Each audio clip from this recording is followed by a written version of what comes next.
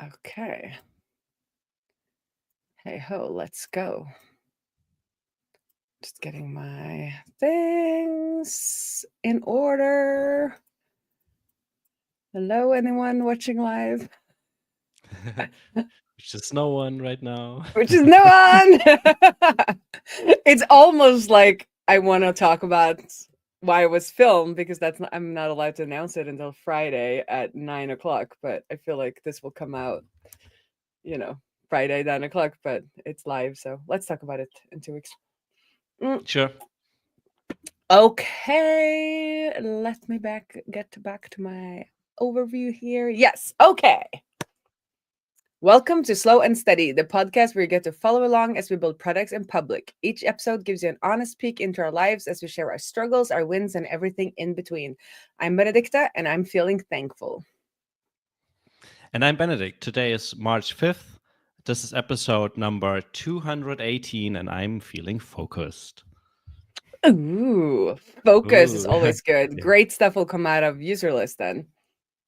There's a lot of, I don't know, like there's a couple of great things moving along. And I've been talking about like how we want to be a little bit more mindful about the planning and stuff like that. And we're in the last month of the quarter, so we're like in wrapping things up mode, so we can actually push a couple of things live and not have them like stick around in limbo for the next couple of months until we feel like we should maybe finish them. So like right now it's finish it and ship it mode, and I hope we get all the projects done by the end of the month. Ooh, nice. I was also a little bit now I remember over the last couple of weeks in like let's finish stuff mode, even like towards my family because Lillian has been making this stop motion film where she's been cutting out Mm. cardboard and it's like this one that she made we were just like blown away. It's like a shark that attacks a sailboat and it goes down and it looks really good, but she kind of stopped because she was missing some audio sounds. So in my like quest to I was like finishing articles for Outseta that's been like hanging over me, and then I was like, Lillian, you need to finish this project because otherwise it's like it's never going to be done. So I was like, what do you need? And it was just she needed some sound effects. So first we tried looking online to see if we could find somebody of something, but then I was like, we could just record them because she was like making the sounds she wanted. So we had like a little audio studio here where we started recording first with my mic, but it was much better just to record straight on our iPads. We were taking a hammer out, like cracking some wood for that like crack sound, and then she was chewing on an apple for the bite sound, and she got it done. But something went Awesome. wrong, so it's like she needs to fix like one thing, and then we've told her we're actually gonna put it on our YouTube so she can get like she can share it properly. And she was like, "What do you Nice. write at the end? Do you write like written and illustrated by Lillian? Like, what do I do?" So she also has to make like an end card. So she was very important to get credit, of course, for this movie. Nice. That is So cool. yes. That's even better than just buying audio snippets like from Audio Jungle or whatever.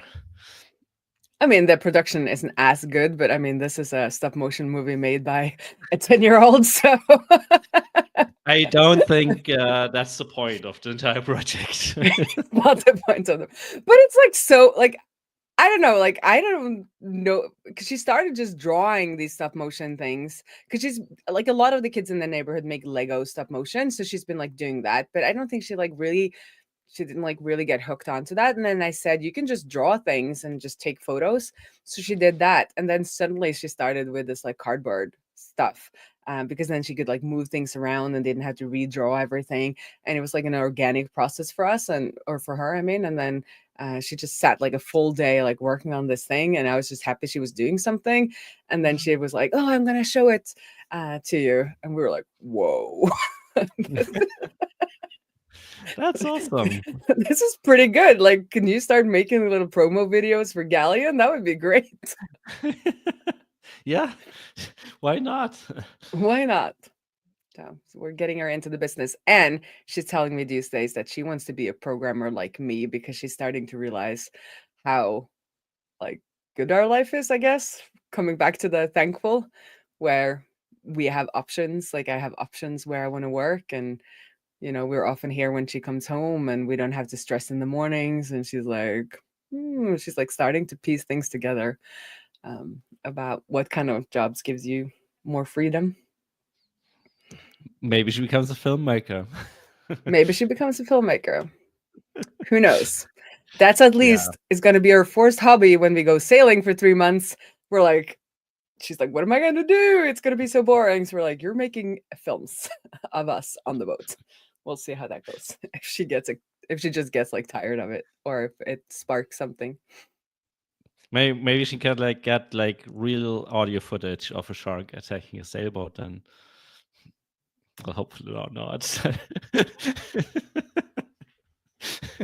Anyway. Hopefully not. Hopefully not. Hopefully What not. else has been going on? What else has been going on? Well, on the film front, I spent almost half a day or almost a full day being filmed for this thing that I can't announce yet. And that just made me thankful that I didn't go further down like the influencer path, because OMG, it's pretty exhausting having to walk in the door to the cafe like 5 times to get the different angles, and then pretend typing because my normal typing was too slow for it to like look interesting. So I'm like typing programming, like in the movies. And then having pretend meetings, and no, but I think it's going to be good. It was a fun day, but I was exhausted, and I realized that yeah, I wouldn't want to do this every day. Having to like walk into a coffee shop, then go back out, put up the camera, walk in again. And like, when you start thinking about what these influencers are doing behind the scenes, yeah, not for me. It's not as fun as it looks, I guess. No, and this time, like the guy was doing everything. Like I just had to, walk. You didn't even have to think about it, right? No, I didn't even have to think about it. And still I was like, yeah. So, but so in 2 weeks, I'll tell you all about what is happening. It's kind of fun. And then other than that, I guess I'll need to check my notes. I have such a bad memory. We did launch Galleon Tools as promised, which is going to be our little suites of tool for getting data onto Webflow pages with just data attributes. But I didn't get much more done. So I'm promising again, by next recording, I will actually have a version of the script that the Webflow folks need to add to their site to get public. So let's just start with like public data and a proper example demo of that on the page, because I think when people see that, it's gonna be a little bit mind-blowing, and hopefully we can push that out and get some signups. I think we have about 3 signups at this point, but the one guy is super excited. I've been talking. He's going to be like my what do we call it? Like first customer, like founding customer, or he's very involved. So he want to see this happen. So he's like giving feedback, and he wants to see it happen. So that's cool. That's cool. So in 2 weeks, I will have pushed a live script. Needs to happen. Sounds like the episode in 2 weeks will be pretty interesting. Pretty? Oh, it's so interesting. But other than planning and polishing or being focused, what are you up to, or what have you been up to? Yeah, basically that. Like if I think about it, like not a lot of other stuff happened. Which in a way, I guess, if the goal is to wrap things up and be focused, I guess that's a good thing. So yeah, I think I mentioned this last time we talked. We are building a transactional messages API and build some UI for this by now. So you can now like, there's a new section in the app. Basically, we can just like manage your like transactional messages, like password resets and I don't know, payment confirmation, and you just create the emails there, and then there's a dedicated API endpoint that you can send a request to, maybe some like add some additional data, and then we'll just render that email based on the template, merge in the data that you send over, and then just send it out. And yeah, that I'm super excited about this for you, because I was I was looking because we're looking at Laravel, and everybody is hyped on Laravel these days Right. again. Um, and most of the stuff comes out of the box, and I guess that's what you're used to with Rails too. Like, it's very easy to get started with like users and creating, like, Right. having user accounts and that part of things. But as soon as you get into email, you have to connect to something, Yes. to Yes. get But either. I mean, you could send it out yourself via like a, what is it, like SMTP send on your server, but like that's not that's not right. gonna fly for very long.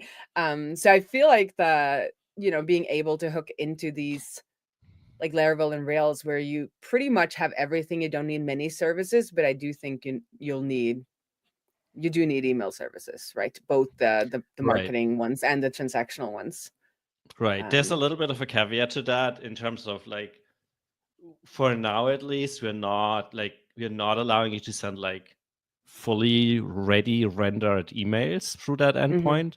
It's more mhm. like, here's the template and here's the data, and then build me that email and send it out. So it doesn't work out of the box with like Rails or Laravel. But yeah, I mean, in theory, we could just like improve it to just like take fully rendered emails and then send like render those or like send out those.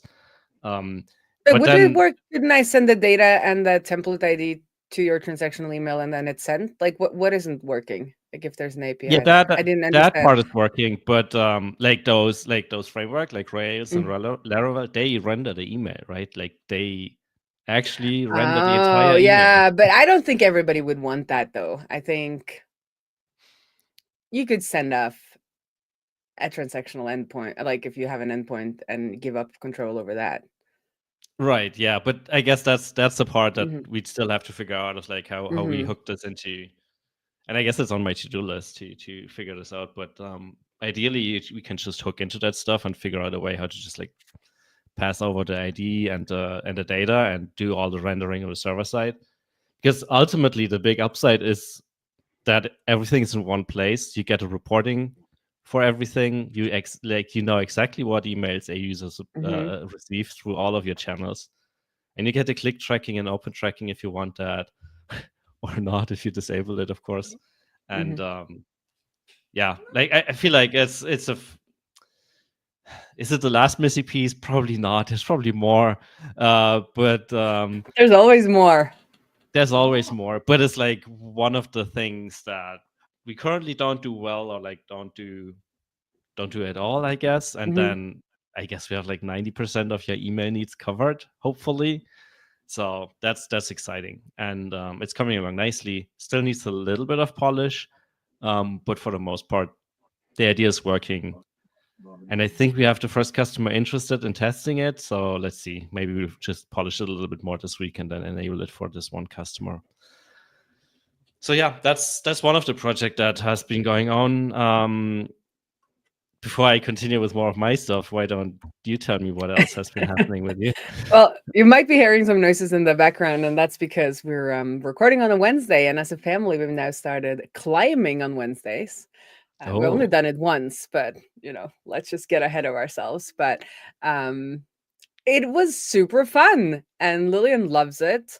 And she's at that age where she needs to find some sort of like sport, because they stop playing, and right. if they don't play, then they don't move at all. So climbing is good for all of us, and it's a fun sport that everybody can do on like their own level, so we could all be in the same place and do it at our own level and still be together. So I was obviously worst. I got like halfway up one wall, but I got tired and I got to exercise all of those, shoulder, arm muscles that you don't Right. do or that you need to like move after been sitting coding for a whole day.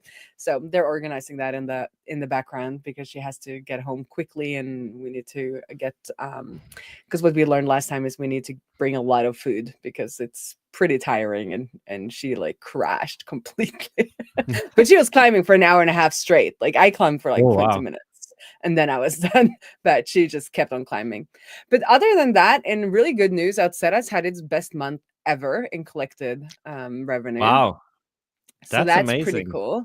So we're Congrats. still not growing like account wise as much as we'd like, but since we are taking a little percentage of what our customers make, they are making more, so we are making more, and that's pretty cool. And we're also seeing a great success with migrating people off of Webflow members, which is being sunset. And they've been giving people, first they were saying it was going to happen like around this, I think, sometime in the spring, but they extended it until the end of the year. So, hopefully we'll get more and more of those Webflow member users coming in throughout the year. And then Framer, I'm seeing, I just looked at the Search Console numbers that came in, like I get like a Google Search Console report in my email every now and then, and the trending on both our documentation side and our regular side is Framer. So yeah, I need to give the Framer plugin another round of polish, I guess, and then do some proper marketing for that, because I haven't really written the guide on that yet.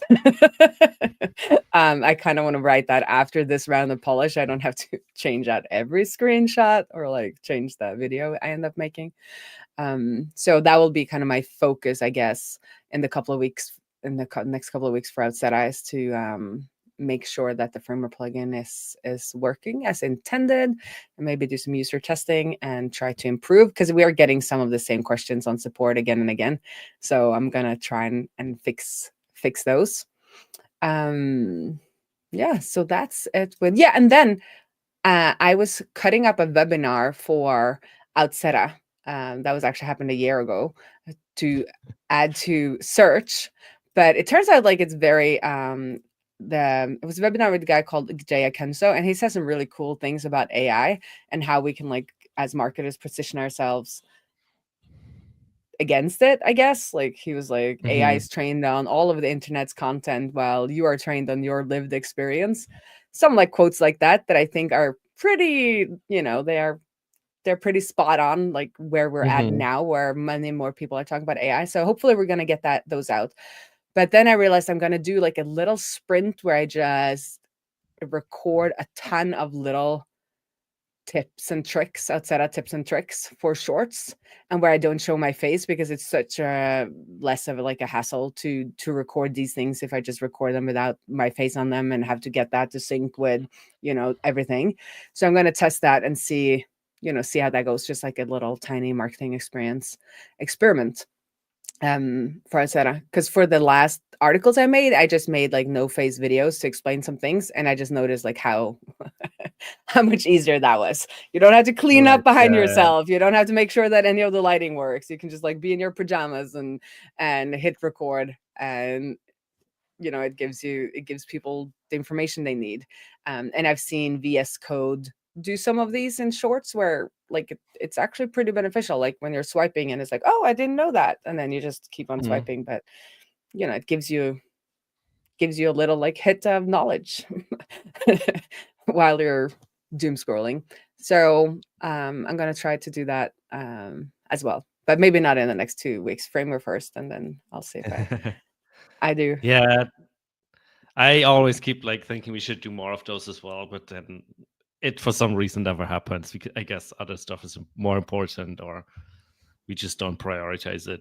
I don't know. But yeah, stuff like that is super valuable, I think, because as you said, like a lot of stuff is out there and possible, but no one knows about it, because like unless they accidentally stumble upon it, how would they know, right? So I think we should probably do that more. But yeah, and we've also had questions like, what's new? Like, I saw this new thing that came into Outseta. Like, how can I get notified about this new stuff?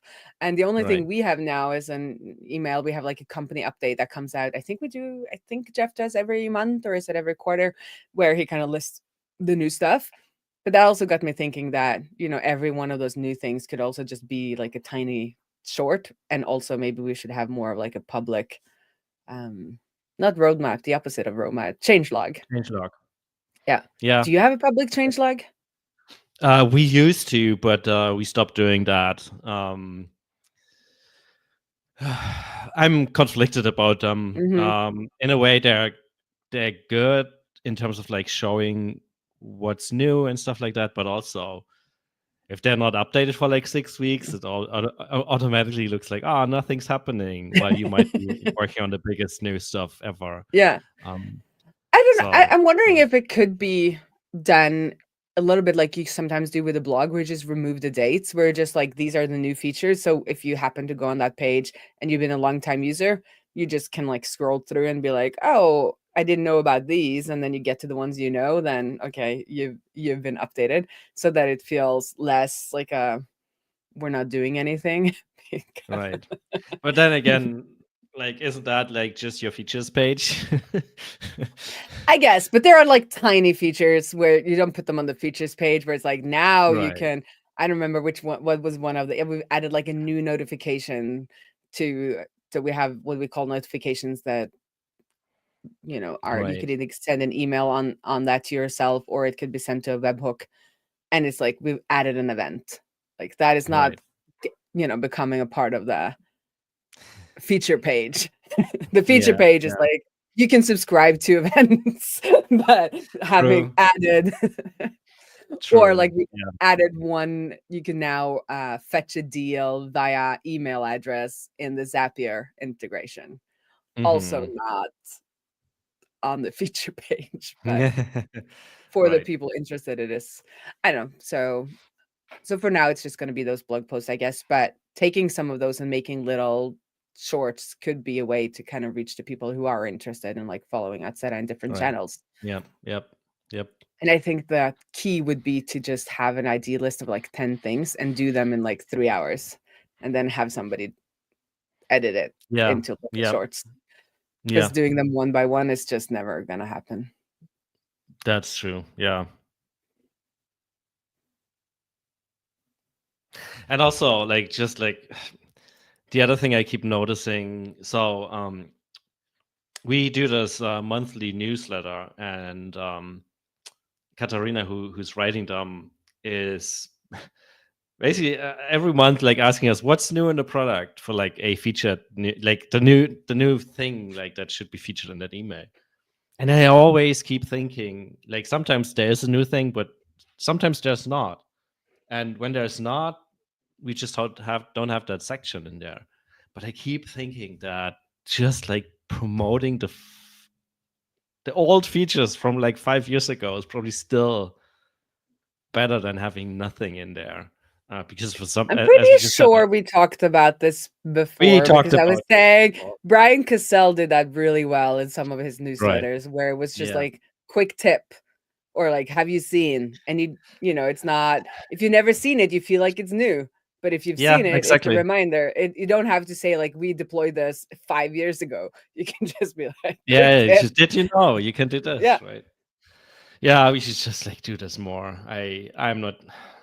Yeah, again, no excuses. Just like Yeah. stuff But you happens kind and of does just happen. need like a bank of Just need a library it's of those, right? yeah, it's a high kind of initial investment, but then it's a very small investment. Like if you have 20 of them, that's all you need to start. And then whenever Right. you have a new thing that's being announced, you add it to the library, and it will just keep on growing. And then maybe once a year you look at like what are some features people aren't using that they should be using, and then you add another 5 or Yep. 10, and then Katerina would just pick. Yeah. And I But it's guess it a could be easily combined with like the video snippets, right? I feel like those go mhm, hand in hand. mhm. But yeah, I'm looking to do, maybe we should both by the end of this year. Adseta and Userlist has a Right. library of feature tips that we can include whenever there's a lack of new things. A while ago, we started adding, like, we have internally like a big list of features that we support. Mhm. Like, it's not actually, there's no screenshots or anything, or like even long descriptions, but like we started collecting all the tiny little things that we do and can like support, or like that are possible. So we have part of that, but we're still not making use of it. So yeah. Ah. So much Because I guess stuff we could. Katerina could make the videos. Like you don't have to be the product Yeah, Jane developer had to this make the as a videos. project for last year to more of those videos. Mhm, But then this, I think it fell off the mhm. the list of priorities. Mhm. I'm not sure if she's going to get back to it this year, but it's still one thing on our radar Yeah. that we want to. But it's one of those things that is, I think, also, could be outsourced to somebody who knows the product fairly well. Because I mean, it needs to be done from a user perspective, not a look at this great engineering perspective or Yeah, I'm probably the wrong one to do those videos. That's for sure. That's why a little bit why I just tried to stay out of engineering at outside. I could open up the code, the code base and start contributing, Mm, but I don't know if that's where I should put my efforts because we do have, people who are really good at that. And yeah.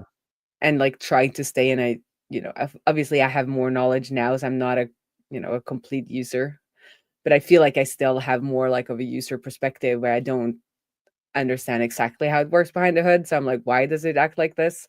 Instead of just knowing that I should always click on this thing before that thing. Otherwise, it's not gonna work as I Right. expect Yeah. it to. So it's a little bit helpful, at least in empathy with the users that come or the support tickets, where it's Hmm. like, it's not you. It's an us problem, not a you problem. Yeah. Their Yeah. user. That And then I also happens got more to, than us, yeah.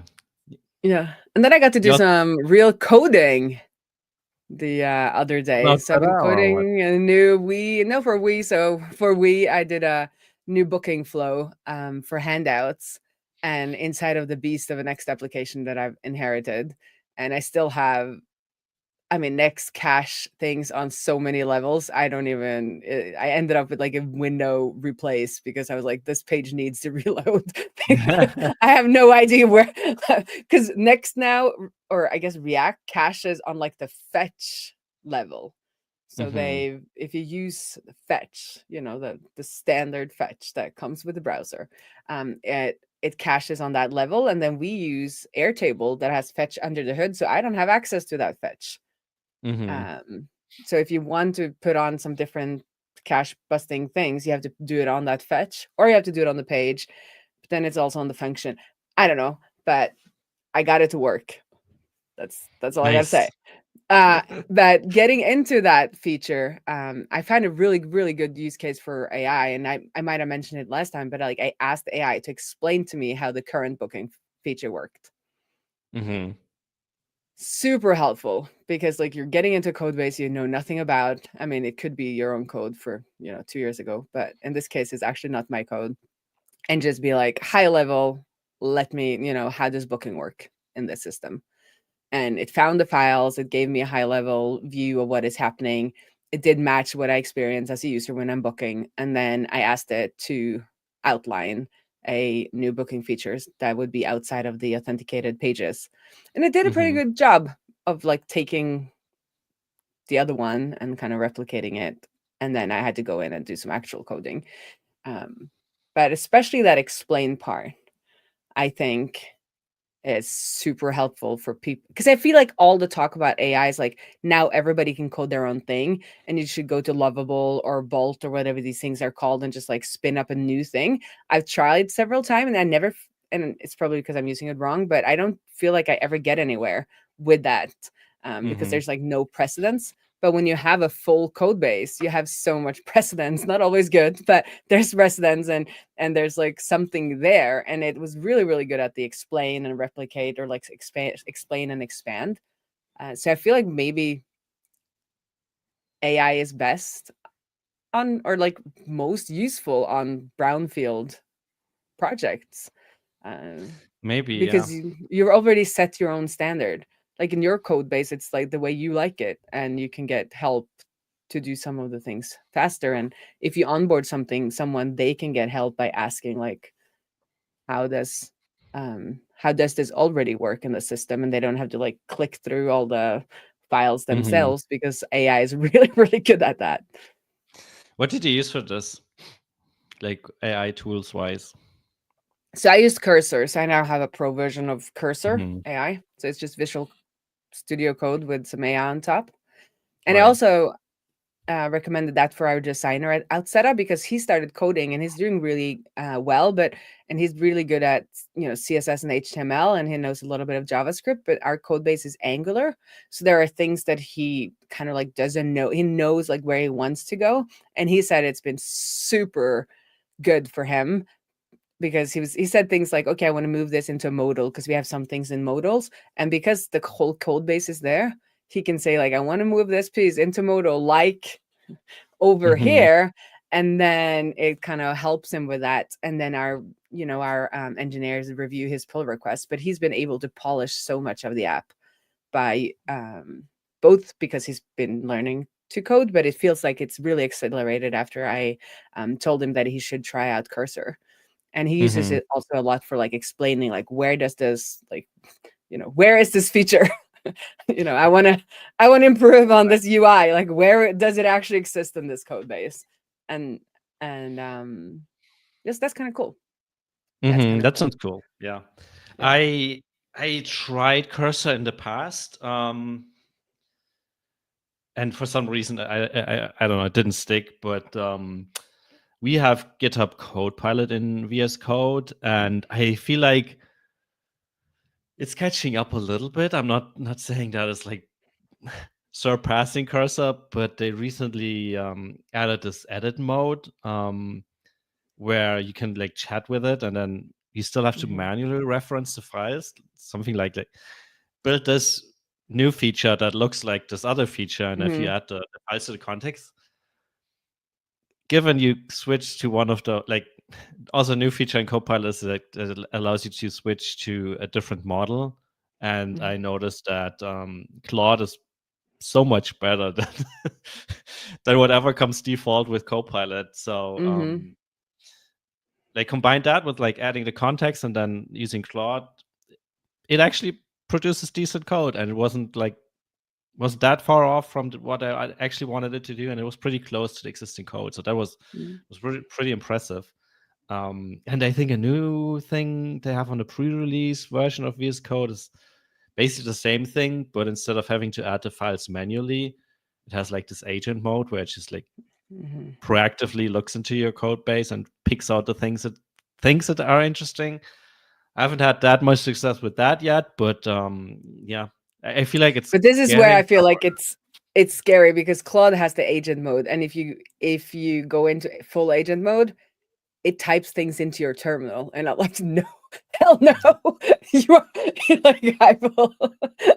I will not let you type things into my terminal without me pressing a button, because my mom taught me you can delete your whole computer in the terminal, and that made me scared of terminals for like 20 years.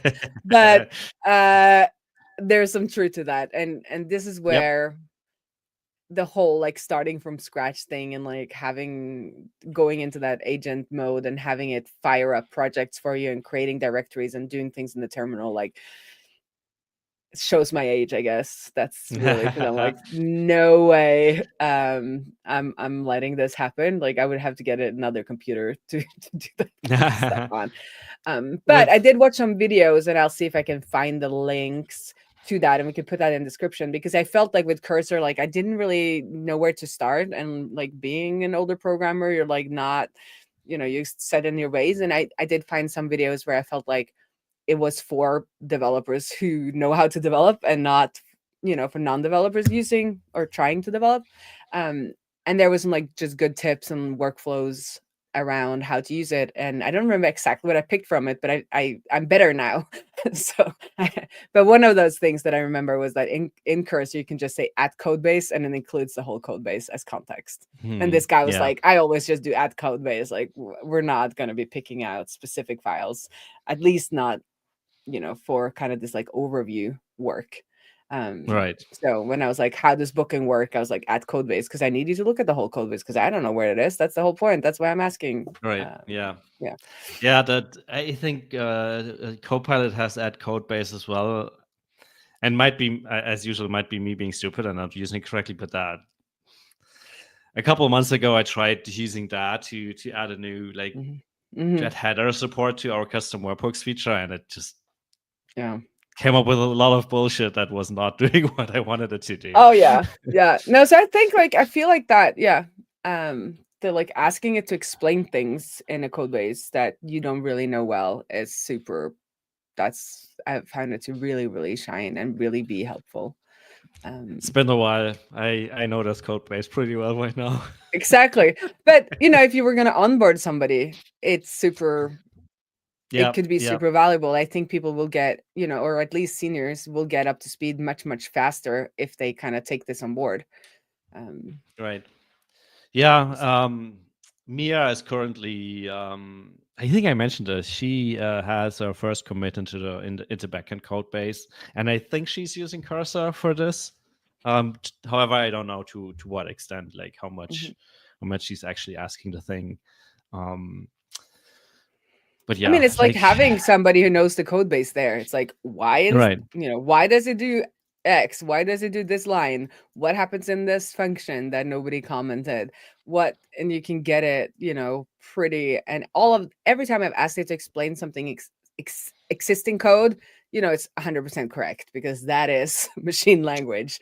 So it's, I've never seen it. It probably could because it's AI, but I never seen it then like explain to me something that the function is doing something that it's not doing. I've seen it create code that it means does something that it doesn't do. Like you have a fight with AI where like, it's not doing what you say is doing or what you tried to make it do. But in the kind of explaining high level stuff, oh, super, super good. And you don't have to be a junior, like asking, I think, having to ask like the senior person all the time. But also I think we still need to talk to each other. So I'm not all sold on AI, but right. Yeah. It's probably, it's probably not going to replace all of us at once. But yeah, I mean, I'm very much a skeptical person on all the AI stuff, but I'm starting to see that some of it is possibly useful. So yeah, just need to play around with it more.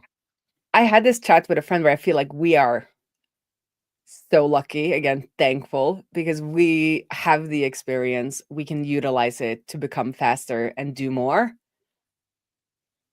But if we were like 10 years earlier in our careers, I don't think it would have been beneficial. I think it would be very, or for some maybe, but I think because I was talking to another CTO and he had interns and he was like, everything was complete garbage. Like anything they did because they were like all on AI. And he was like, well, I need you to actually think for yourself and like create code that you believe is solving the purpose of this thing that I'm asking you to do. And just so much more code and like these like helper functions. And he was like, none of their PRs were merged at all. Right. And I don't think you'd learn as much then, but like I feel like we are lucky that we are at the right age where this is going to be helpful for us. We're going to be able to do more on our own, but what will happen to the new generation that we are not then mentoring or not taking in as interns or not because we can get the AI to do what they used to do. So I think that's going to be a pipeline issue. More of a pipeline issue than we already more have, of a pipeline issue. Yeah. But yeah, you might be onto something there. Yeah. Well, let's see. So I'm just thankful and I'm going to be using it. There will be demos coming out of Outseta at a higher speed. That's for sure. Yeah, that's good. One thing I used Copilot and like that edit mode for was we had just one use case in user list that we didn't really have an answer for.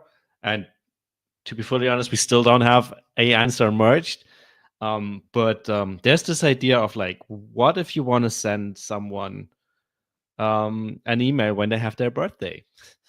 And it sounds super easy, but once you start thinking about it, it's actually not that straightforward. So challenge to you, how would you do this? Oh, don't ask me about like event-driven architecture. That's your that's now, do you have any Any idea how you'd approach this? Just out of curiosity, like no right or wrong I don't know, I answer. think that it would be kind of like an event that triggers something, because you have events, you take events in and you send out emails on Right, those events. And then something has to create those events. right. But So you what's would the have, thing that creates the events? I don't know. I would probably just have something go through everyone every day and ask for their birthday. Or whenever they change, whenever I don't know where you would get the birthday, because you would get the birthday on the user record. I guess it would be a field on the user record. Yeah. So whenever that changed, you could schedule an event for that date.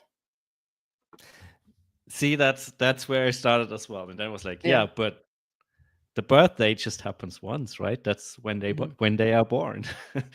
It doesn't happen every year. It's just a date timestamp that's like once.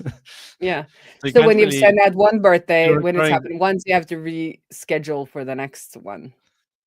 and you have to figure out like when is the next one next year, and yeah, it gets like it sounds so simple, but it gets like super challenging. But for the And then system I work on that are much smaller, I would just like have a little thing that just like looks through them every day. Because my, in most of the, well, outside I would be different, but like in my personal things, I would have like 1,000 users. right, It's not like I'll just loop through them.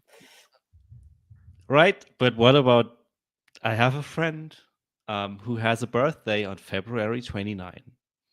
Well, they wouldn't get any, of course. They would only get their birthday wishes every 4 years. Yes. I mean, Okay. how now you're just making it hard on yourself. Yeah, I mean that's just how I think about these things. Like, if I want I a guess it solution, would I be want it like to all work, right? calendar. I mean, could take a step back and see like how does notifications in Google Calendar work? Like what do they do? Because it's similar. So one thing I learned is that if you have a birthday on the 29th, you will have a birthday on the 28th in non-leap years. So I guess that's something. But still, like, it took But me it would down be a the little bit of same a as path like to, the end of, because it's the same issue with, if you went into Google Calendar, said you wanted to be notified about something, or you want an event to happen every last day of the month, like then you also need to like figure out what is the last, and there are libraries that do that for you, like figure out the last day of the month. yeah. Yeah, Um, true. yeah. But still, like, Mhm. it But do becomes a you bit have of a it for anything else? Like if I have, because then I guess you don't have it if I had a field for something else. Like if I had a field for, I don't know what that would be, but yeah, when they sign, like if you want to get every year on the day you signed up, they should get you've been a member for 5 years. right. Yeah, That would be the same-ish. That would be the same exact case. exactly. Yeah. Or like if you break it down even more, um, if you're on a monthly billing cycle, you might want to send them not like an invoice a month after they signed up every single Mhm. month, I guess. And we do that So in Outseta. I could ask how we do it. I can tell you how I ended up doing it, or like Mhm. how AI and me ended up doing it. We built and that's where AI was actually helpful. So PostgreSQL, our database, allows you to build functions in basically their own dialect. And it has a lot of date matching functions, or like date logic functions, like date trunc and date part and whatnot. And we built a date match thing where you can pass in 2 dates and then an array of like parts of the date that you want to compare. And now we just like for like the birthday or the annual reminders or stuff like that, we do the sign up day or the birthday, the today, and then an array with date and month. And then we just like extract those parts from both values, compare them with the added thing that for the days we make sure that it doesn't exceed like the month. So for the 29th, we would map it to the 28th. And if we are like doing this monthly, the 31st would be the 30th and so on. Mhm. And that worked for at least all the use cases I could think of for now. Well, And then except that for function creates an event into your regular system, or basically the way it works right now is that you can use this as just as a filter for like a segment or something like Mhm. that. And because we're reevaluating them on a regular basis, that would basically give you all the people Mhm. that have a birthday today. Or because the two values are flexible, you can do stuff like who have a birthday a week from now or something like that. Mhm. Mhm. The only other thing that I'm like, that's basically done. I haven't merged it because Mhm. I, and I guess that's a bad habit of myself of like, I have a solution that basically solves the problem, but now I figured out another problem that I want to solve on top of that. And that's stuff like, give me everyone who has a birthday coming up in the next month, like in Mhm. the entirety of the next month, because right now I can just do today, a month from now, like that Mhm. day in 30 days, and Mhm. get me everyone there, but I But not cannot get everyone whose everyone. birthday is in April, I want to send them a promo. Exactly. Yeah. Just doesn't work Spring like that. babies promo. Something like that. Yeah. So now I'm like, again, I should probably just merge it, but now I have this Mhm. other problem that I need to figure out, and I have not yet figured out But how to do that. merging this doesn't mean that you can solve the next problem, because you can refactor how this works, and for the user it will still look the same. I mean, you can rip out this whole solution for the next. Yeah. So I In would say theory, merge yes, it so that you can, you're get a probably feel right. for how it actually Um, works. but yeah, you're right. I should just merge it and then think about the next thing. But it's so hard to just like let it go and not like try to figure out the ultimate solution. Yeah. I know the feeling. What I've learned a little bit I from completely we, like understand. seeing Yeah. things that are so Um, cobbled together working, because our booking system does that. It's I think at least, I think it's a make automation that goes through every booking for today. Like it asks for all the bookings for mhm. today or tomorrow. And then it sends up an SMS and an email to that person. But like we'll never have more than 5 bookings in a day. And I think like it asking Airtable, so it sends a filter to Airtable, and Airtable is smart, so it doesn't send back everything. Um, this thing has been working, so I have not touched it, but I have to touch it a little bit now because we need to get the handout reminders as well. Or I may have to make that work. And I think it's going to work within the existing system, but it's going to be fun to kind of like, I at least have to like walk through to to give myself peace of mind that it should work. And with this kind of a system, I can't really test because we don't have a test environment because it's all just like live data. So I'm gonna be booking something and then I'm gonna be waiting for my reminders. That's how we roll at We, because we don't have the resources to set up a full, take the time to set up a Right. full. It should have been done from the beginning, but it wasn't. So now it's pretty. So No, it's too late. I was flooding the system with bookings yesterday, and then I kept deleting them just so they wouldn't show up at the workshop. But then I forgot to delete one. So the people at the workshop um, did it cancel. She's already been in. So suddenly I got an email. So the system is working because they were like, I booked a handout, and they were like, this is incorrect. Like, so they canceled. There's like a cancel booking flow, and then you can write in why it was canceled. Right. So suddenly I got an email where my booking was canceled. So then I went into the operations Slack, and I was like, I will keep flooding the system with bookings. Please ignore. Nice. But anyway, good chat. Yes, this was a good chat. And it actually turned out pretty long. That's because You we have started to talking go. architecture, Yeah, we got into code, I guess. which is fun. You have to go climbing now. I think she's gonna be arriving any minute now, and then we'll jump on our bikes and go climbing to get there because we realized at like 5 the climbing center is flooded with after work people.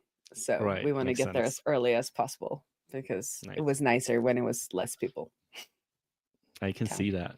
Yeah. Well, have fun climbing. Don't hurt Thank you. yourself.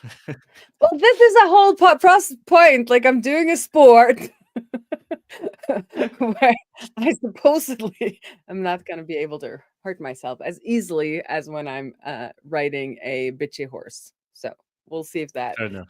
is true. And I tried to stop myself. Like, when I felt I was tired after my 20 minutes, I was like, okay, I'm going to stop and I'm going to let the others keep on climbing. But I'm not doing Yeah. it anymore. Yeah. Nice. Trying to be mindful. Cool. Well, then have a great time and talk to Thank you. you in 2 weeks. See you around the interwebs. See ya. Bye.